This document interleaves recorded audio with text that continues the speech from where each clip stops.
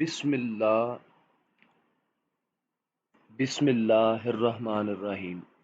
अस्सलामुअलैकुम मेरे प्यारे भाइयों और प्यारी बहनों।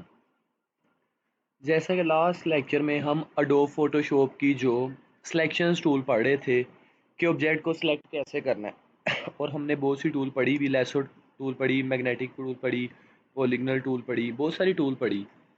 आज भी हमने सिलेक्शन टूल ही पढ़नी है, लेकिन आज हमने सिलेक्शन टूल का जो एडवांस और इजी वर्जन है वो पढ़ेंगे कि जिससे हमें आसानी होगी चीज़ों को सिलेक्ट करने में, इतनी हमारी एफर्ट कम हो जाएगी।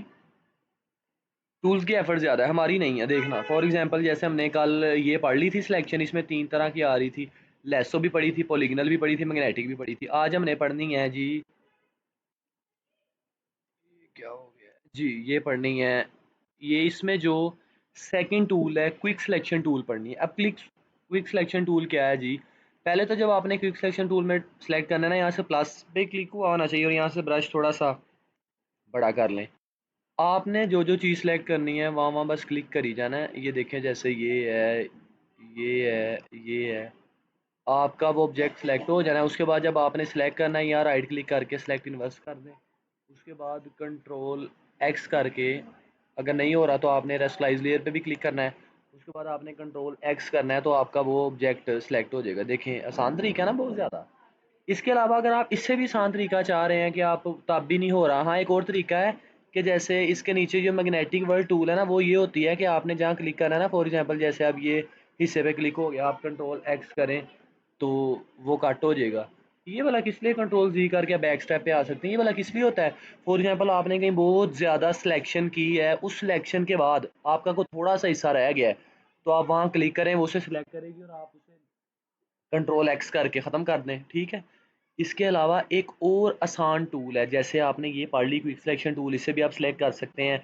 क्विक सिलेक्शन टूल में मैं आपको एक चीज़ बतानी भूल गया। देखें, जैसे आप सिलेक्ट करते हैं ना, तो कहीं ज़्यादा आ जाता है, तो ये जो माइनस वाला है ये करता है कि जो ज़्यादा को है ना ख़त्म कर देता है।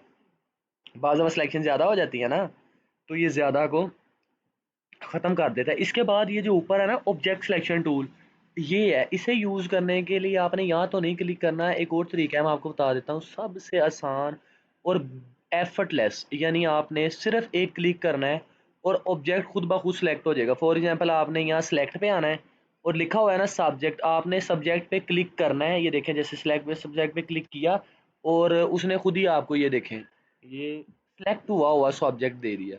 तो कितना आसान नहीं हो गया आपके लिए कि अगर आपने कोई मुश्किल से मुश्किल भी सब्जेक्ट है जो आपको से एफर्ट से बहुत मुश्किल से सिलेक्ट हो रहा है, आप बहुत सारी टूल यूज़ कर रहे हैं, तो ये जस्ट एक क्लिक है, आपने सेलेक्ट में जाना है, ऊपर जो दिया हुआ है उसमें आपने सब्जेक्ट पे क्लिक करना है। माइनी मिनी सेकंड में, मिली सेकंड में आपका ये सब्जेक्ट खुद ब खुद सेलेक्ट हो जाएगा। इसके बाद अगर आपने सेलेक्ट इन्वर्स करें और कंट्रोल एक्स करें तो रेस्टराइज लेयर करनी लाजमी है। रेस्टलाइज करें, कंट्रोल एक्स करें तो आपका ये देखें, वो जो बैकग्राउंड है वो रिमूव हो गया। इसके अलावा आप मूव टूल यूज़ करें, इसे जहाँ मर्जी मूव कर दें और कंट्रोल टी होल्ड करके रखें। कंट्रोल टी का फ़ायदा ये होता है, आपको बताया था कि छोटा भी हो सकता है, बड़ा भी हो सकता है। ये देखें, ये देखें, अब आपने अगर किसी भी ऑब्जेक्ट का बैकग्राउंड रिमूव करना है, रिमूवल ऑफ बैकग्राउंड, वो आपको आ गया है। ये टूल ज़रा मुश्किल है, लेकिन आपको इनका यूज़ आना चाहिए, पता होना चाहिए ये क्या है। अदर वे आप एक टूल को भी यूज़ ना करें, यहाँ सेलेक्ट पे क्लिक करें और ये सब्जेक्ट लिखा हुआ है, क्लिक करें, देखो आपका सब्जेक्ट कितना कमाल का कट हो गया। आप जूम करके देख सकते हैं, इसके बॉर्डर भी देखें कितने अच्छे कट हुए हैं, कोई फ़र्क नहीं रहा। ये देखें, हालांकि आपसे ऐसा कट नहीं होना, ये देखें, उसकी हर चीज़ सही हुई है। अच्छा, अब जो ये भी पहली टूल मूव टूल, ये भी हमारी कंप्लीट होगी, सिलेक्शन टूल ये भी होगी, ये भी होगी, ये भी। अब ये जो है, इसका भी आपने जस्ट और जस्ट क्रॉप टूल पढ़ना है। बाकी जो जो 3 टूल है, ये हमारा कोई 10th या 11th लेक्चर होगा। बाय द वे ये आज 3rd लेक्चर है, इसमें आपने सिर्फ और सिर्फ ये क्रॉप टूल समझनी क्या है। देखें, क्रॉप टूल ये होती है कि बाज़ दफ़ा आपने जो सब्जेक्ट सेलेक्ट किया है ना, वो आपका जो फ्रेम है उससे छोटा है। आप चाह रहे हैं यार ये मेरा फ्रेम बड़ा है, इसे मैं छोटा करूँ, तो आपने ये देखें, आपने इस पर क्लिक करना है तो आपको ये 4 ऑप्शन मिल जाने, आप अपना फ्रेम ये देखें छोटा कर सकते हैं जैसे मर्जी। ये देखें, ये देखें, ये देखें, आपका फ्रेम कितना, यहाँ टिक करें और आपका फ्रेम छोटा हो जाएगा। हो गया ना? ये बात नहीं है कि आप अपना फ्रेम छोटा नहीं कर सकते, फ्रेम भी छोटा हो सकता है। ये जो आपकी पिक है, इसे आप कंट्रोल टी से स्मॉल कर सकते हैं, आप अपने फ्रेम को भी स्मॉल कर सकते हैं। और ये देखें, आप इसे फिर बड़ा भी कर सकते हैं, जितना मर्जी बड़ा कर लें। ठीक है। हाँ, और इसके अलावा देखें ना, बाज़ बच्चे कह रहे होंगे कि सर आपने ये तो बता दिया कि मूव टूल कैसे करते हैं, वो रेक्टेंगल सिलेक्शन टूल कैसे है, सिलेक्ट करने की बहुत सारी टूल है, अगर आपने इजी वे से सिलेक्ट करना है, सिलेक्ट में जाके सब्जेक्ट में करके ओवरऑल सारा सिलेक्ट हो जाना है।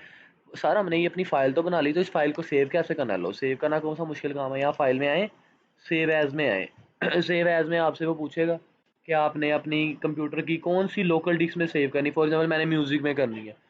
तो अब इधर आपसे वो पूछेगा कि आपने फ़ोटोशॉप फ़ाइल लेनी है। फ़ोटोशॉप फ़ाइल लेने का फ़ायदा ये होता है कि आपने जब वो फ़ाइल खोलनी है, इस तरह जो सामने नज़र आ रही है, इस तरह की फ़ाइल नहीं बननी वो फ़ोटोशॉप में रहनी है। लेकिन आप ये टिल्स में कर लिया करें या पीएनजी में कर लिया, टिल्स में करेंगे उसका फ़ायदा ये हो जाएगा, देखिए मैंने सेव कर दी।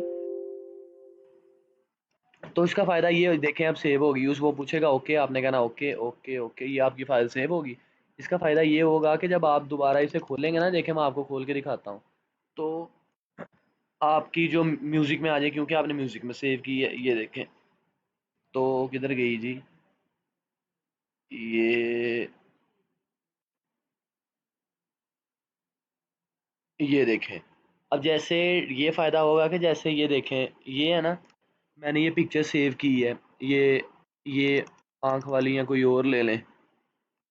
तो ये आपको पीएस फाइल में नहीं मिलेगी, ये आपकी जैसे जर्नल इमेज होती है बिल्कुल वैसी ही मिलेगी। लेकिन अगर आप पीएसडी में सेव करते हैं तो फिर आपको वो पीएसडी वाली मिलेगी। ठीक है ना? देखें जैसे मेरी, आप भी काम करेंगे ना तो इमेजेस तो सेव करनी पड़ती हैं। अब ये तो ना कि जैसे देखें मैंने इमेज सेव की, तो आप इसे ओपन कर रहे हैं तो ये आपकी एडोब फोटोशॉप में ओपन नहीं हो रही, ये आपकी जैसे जर्नल आम इमेज ओपन होती है वैसे हो रही। तो आपने इस फाइल में सेव करना है। जैसे ये देखें, ये जो मेरी फाइल पड़ी आपको नज़र आ रही होनी है, पीएस नीचे रकम लिखा है, ये जो फाइल है ना, ये अगर मैं ओपन करूंगा ना तो ये अडोब फोटोशॉप में ही ओपन होगी। ठीक है ना? ना कि उसमें ओपन होगी पीएस वगैरह वाले में। ठीक है। लो जी, आज के लिए हमारा इतना ही, लेक्चर काफ़ी है, हमने इजी सिलेक्शन टूल और क्रॉप टूल पढ़ी। टुडे इज़ इनफ, बाकी इंशाल्लाह अल्लाह हाफिज़, हम नेक्स्ट लेक्चर में मिलेंगे।